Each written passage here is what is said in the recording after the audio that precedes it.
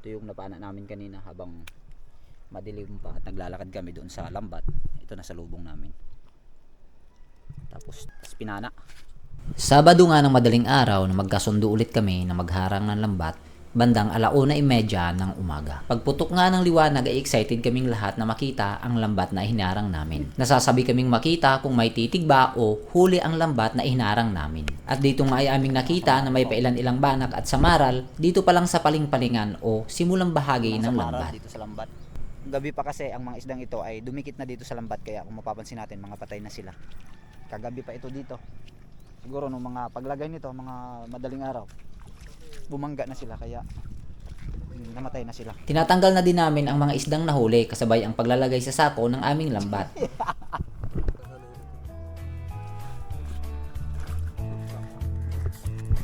Samaral ba? Samaral? Samaral ba?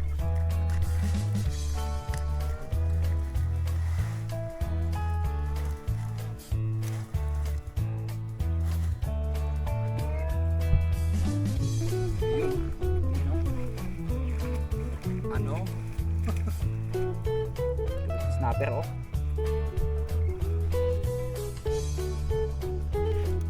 Halos hindi pa nga kalayuan sa may tabihan ay nagsunod-sunod na ang mga samaral na aming nakita dito sa aming lambat. Kami nga ay natutuwa nung umagang ito dahil sigurado na talaga ang aming isda na maiuwi sa aming mga pamilya. Kung ibebenta nga pala ang mga samaral na ito dito sa lugar namin ay nagkakahalaga lamang ito ng 120 ang 1 kilo. Sira mo.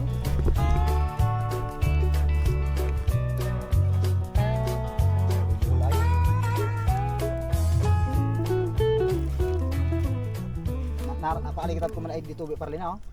Mukha na bagay mo yung bultakan. No. Nang ida pa may idong talaga pag na.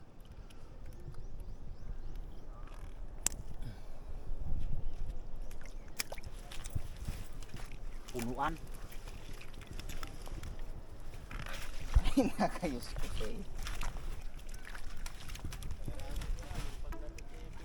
Oo. Nga ligar yang kina.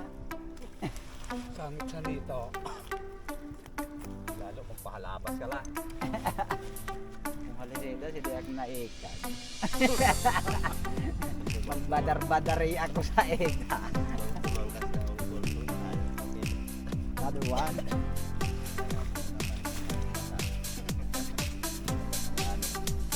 Rabbit fish.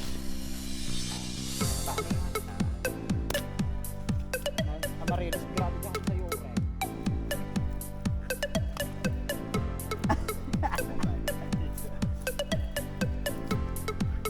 Kaya hindi hapon pag nakahangit.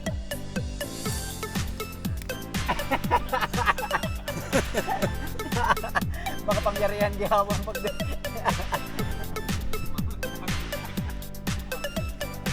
Putrean. Tato bayara. Pagkarukot boko. Martin yung katanera. Siguro na ko isinuntok.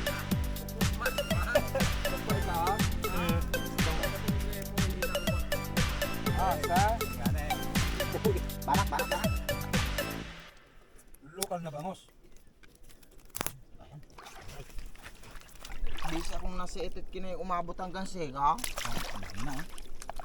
Di pa nga kami nangangalahati sa aming lambat ay ito na yung mga nakuha namin. Pinakamarami ang banak at sinundan naman ng samaral. At may pailan-ilan ding bagaong na sinasabi nila na kumakain daw ng tae, subalit hindi naman problema yon dahil wala namang dumudumi dito sa tabing dagat sa lugar namin. At dahil madami ng laman ang aming tuhugan o itong lagayan ng isda ay minarapat naming dalhin na muna ito sa aming bangka para ilagay ito dahil mabigat na rin bitbitin. Ito na nga pala yung isang lambat namin. Natapos na naming ilagay sa sako. Bali, 2 nga pala ang lambat na ito na pinagdudugtong namin na ang bawat isa ay may habang 300 meters. Sa patuloy naming pagbaybay sa aming lambat ay nadaanan namin itong baguyan o cuttlefish. Patay na nga pala ito dahil nung madilim pa ito ay napana na namin at iniwan lang namin dito sa lambat dahil ito ay mabigat bitbitin. Mabigat pala to. Na-clear na namin dito sa area na to. Wala nang isda na gumagala pa. Kaya isinasako na namin yung lambat para maya ay makauwi na kami. Ako na isda. Ayan. Ayan. May isda. Ayan.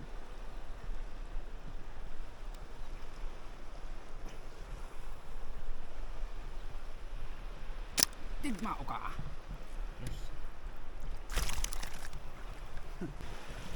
Meron pa? Meron pa. Meron pa palang samaral dito sa dulo. Laki oh. At dito nga pala sa padulo ng isang lambat ay may isa pang huling samaral na di na namin namalayan. Ay nataya eh. Ay nakalagto kanigan at kuman.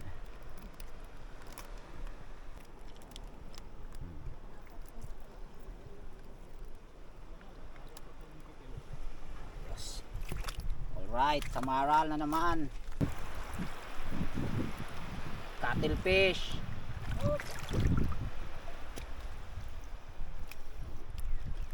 Uy, kuha na pala oh. Lagay na sa tuhugan. Ah, marami din. Malaking bagulan.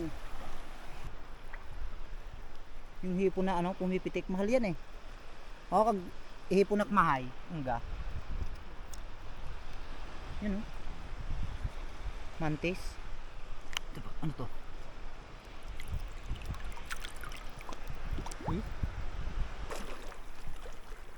Oh, lala.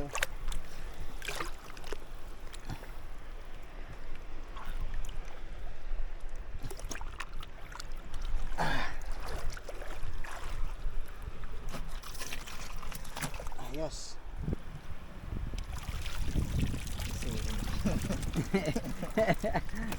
Maayo gihapon pili. Maayo gihapon pumili sida. Yon. Laki ng ano, ng balo, Tambilawan. Karuhang alinton gihapon ah.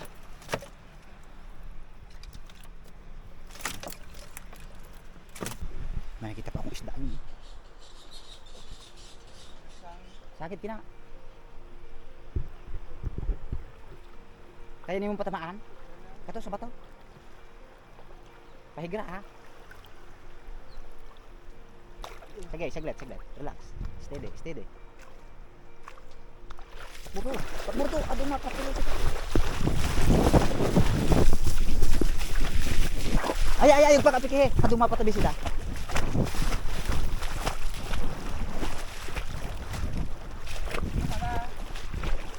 Anupin, karako. Op, steady. Naka-steady. At abungir to. Adun puro pa ibabaw sila.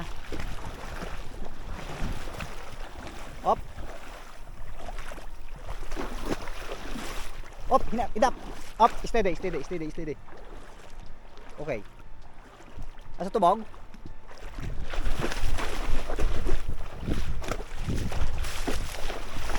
Op, sige. Op.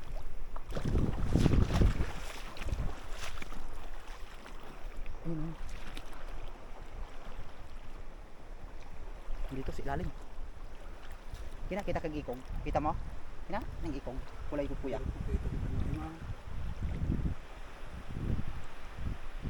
Patsambahan. Ya, tama ah. Agwi ka. Ranrahan na. Tama. Ya. Iya. Ranrahan na nga na eh.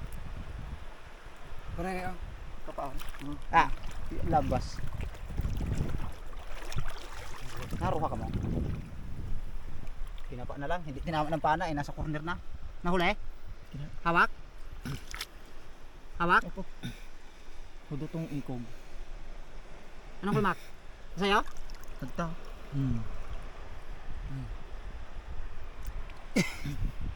Di maasahan na kasi ka na.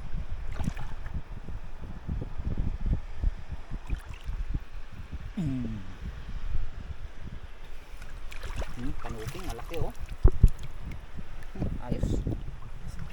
Ayos. Girakan pa oh. May sihi pa oh. Saka bantol. Dami din oh. Oh. Lalaki na samaral oh. Oh. Wala. Buhay pa? Ay. Buhay pa. Oh, patuyado buhay na buhay. Buhay na buhay. Oh.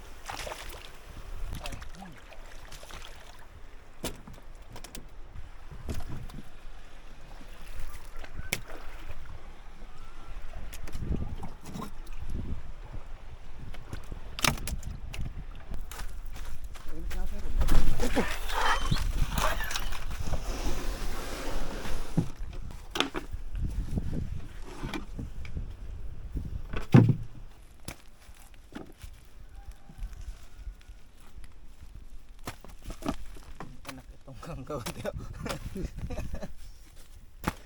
Malaki. Bilawan. Okay na. Nandarap kaon. Kaliong bago yan, Mak. Ano?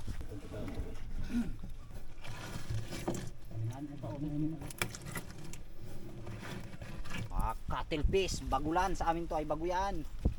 Masarap tong pang ano eh, pang Calamaris. calamares tas gata-gata. Tinumpok na po oh. Para lahat ng nagpuyat ay mayroon talagang may uuwing samaral at talagang patas yung sa 2 kilong balo yan. Sarap na binabad. Pwede maprito yung ani kita tinapapaisan. No.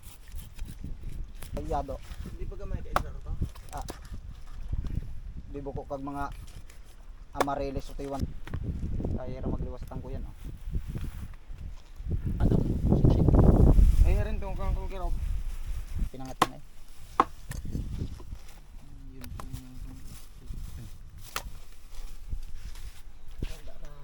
Wala.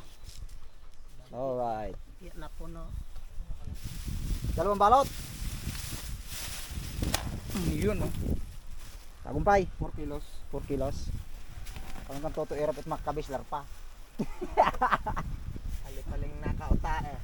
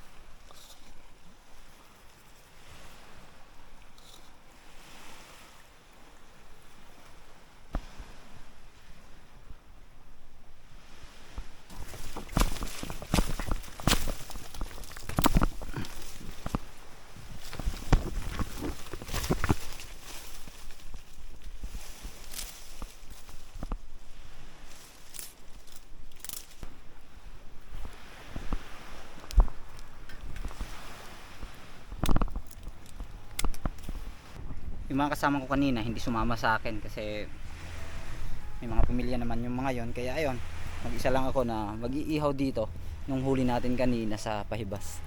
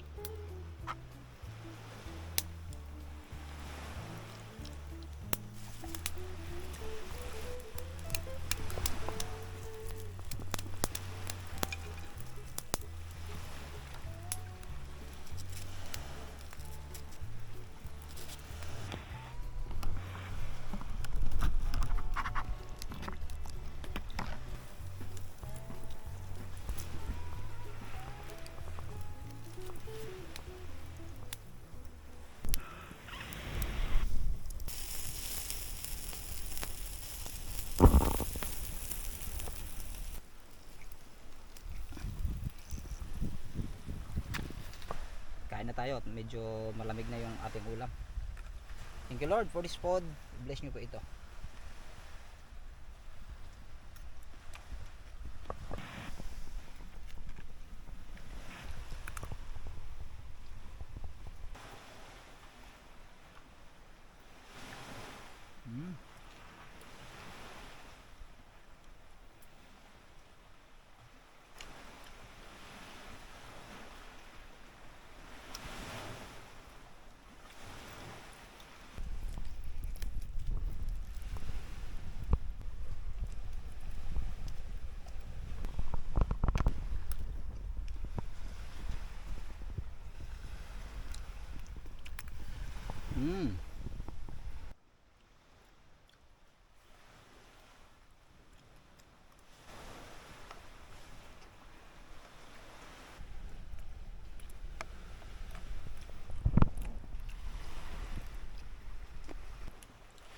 Nakakatuwa talaga magsara ng lambat. Sa umaga, pag pumunta ka sa lambat, parang na-excite ka na makarating agad doon sa lambat na iniharang natin. Kasi, posibleng yung lambat na nilatag natin, pagpunta ng umunong umaga, marami ng laman. So, yun yung bagay na nakaka-excite. Tapos, yung nakaka-challenge pa, yung habulan ka doon sa mga isda na nandoon sa loob. Ngayong 15, 16 at saka 17, malaki na naman yung low tide, yung hibas na naman dahil bilog na naman yung buwan. Yun na naman yung mga date na maghaharang ulit kami ng lambat.